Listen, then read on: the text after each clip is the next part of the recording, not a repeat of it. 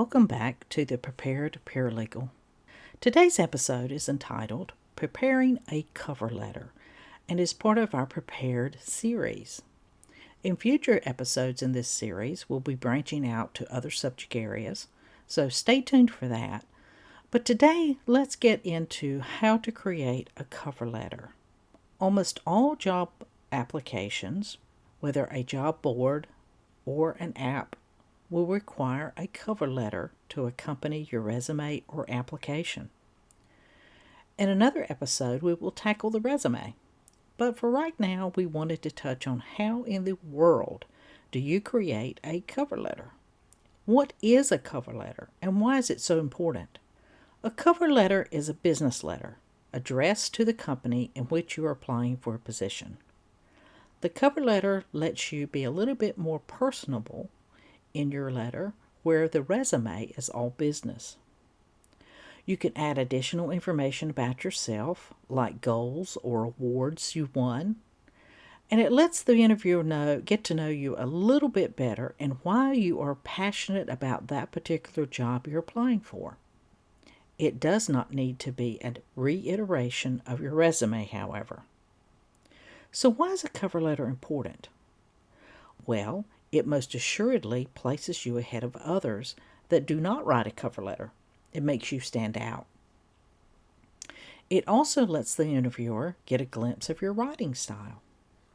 This is extremely important if you are communicating with clients on behalf of the business. So think of it as the elevator pitch in a written form. So where to begin? First and foremost, you're going to need a word processing software if you're using a computer, such as Microsoft Word or WordPerfect. You can also use Notepad or other note-taking software, but the formatting may need to be adjusted a lot more. Whereas WordPerfect and Word will have the margins and spacing easily set up or where you can change them easily. They also have better letter templates that you can use. Or you could go old school and use a typewriter. But just be aware that you will most likely have to scan it into a digital copy if you're applying for a position through a job board or some other online portal. There are thousands of tutorials on software packages online, so we will not go into depth in this episode on how to use those. So, once you have your software selected, you're ready to begin. Now, let's discuss the three basic business letters and their formatting. You have the block style, the modified block style, and the semi-block style.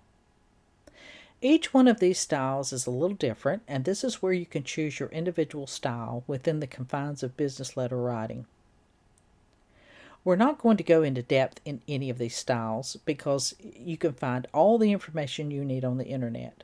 So just search for business letters and choose your favorite style.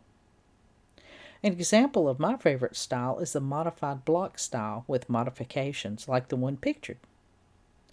This is just my personal preference and I have been using this for many, many years. It works for me and I don't have to remember all the different kinds of styles and what they're used for. I just go to my old standby, type it up, and send it. Easy peasy. Okay, now what do you put in a cover letter? Well, there are 7 basic sections to a business letter. They are, in no particular order, your name and address, the date, your opening salutation, the body of the letter, the recipient's name and address, your closing salutation, and your signature. Before you begin your letter, you already know some of this information, like your name and address, the recipient's name and address, and the date. The opening and closing salutations are a personal preference. I typically use something like Dear Mr. Smith or Dear Mrs. Smith if you know she's married. Or in a case where I'm not sure, I will use Ms. Smith, M.S. period. At least I will know it will get to one of those people.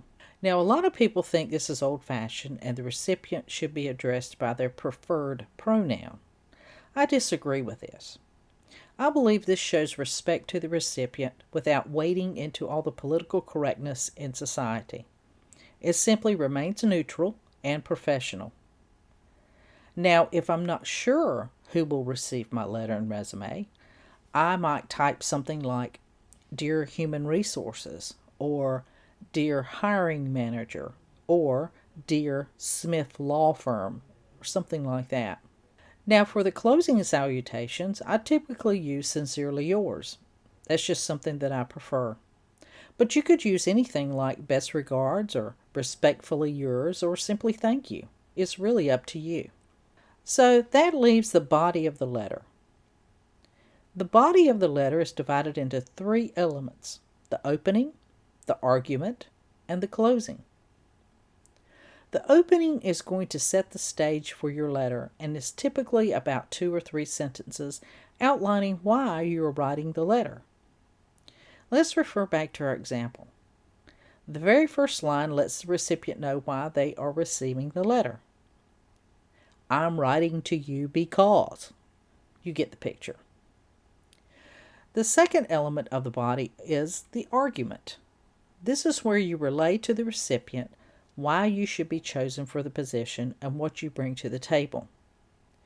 This is usually 1 or 2 small paragraphs, depending on the complexities of the position, and gives you an opportunity to kind of brag about a little bit about yourself. Now, this is easier for some people than others. I myself have always had a hard time promoting myself in cover letters. Anyway, don't sweat it. Just give a little information about what you bring to the table without reiterating your entire resume. Now, as you can see in our example, this candidate chose to give a more detailed description of their abilities within 2 paragraphs. There's really no right or wrong here. You promote as much or as little as you feel comfortable. The purpose of this section is to give the recipient a taste of your experiences in the hopes that you can get that interview. The third and last part of the body is the closing. Here is where you want to thank the recipient for their time and maybe give them an indication that you're willing to interview or begin employment within a certain period of time. Make it short, usually only 1 or 2 sentences, and you're done. Oh, and one additional thing. What kind of typeface or font is best suitable for a cover letter? Or a resume for that matter? Well, the most popular in the business world are the standards Times New Roman, Arial, or Calibri. The size should be no larger than 12 points and no smaller than 10 points, so you can easily read it. I typically use Arial because I like the crispness of the letters. But you can certainly use any other font as long as it's easily readable and professional. The margins should always be 1 inch around, left, right, top, and bottom. Now, that's not too hard, is it? There are literally hundreds, if not thousands, of examples on the web that you can choose from to get you started. You can download templates, or you can use the sample provided here, which can be downloaded on our website. You could even get fancier and more colorful depending on the position you're applying for. Remember, you're going for a professional document here, not a coloring book page.